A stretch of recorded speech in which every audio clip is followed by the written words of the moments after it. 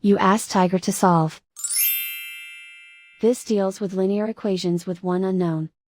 The final result is x equals -3. Let's solve it step by step. Group all x terms on the left side of the equation. Add 2x to both sides. Simplify the arithmetic. Group like terms. Simplify the arithmetic.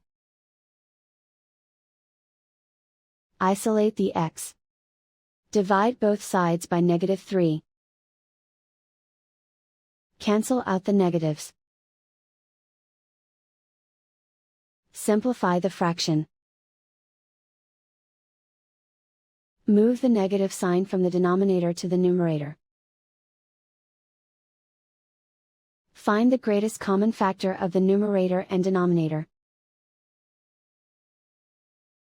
Factor out and cancel the greatest common factor. And so the final result is x equals -3.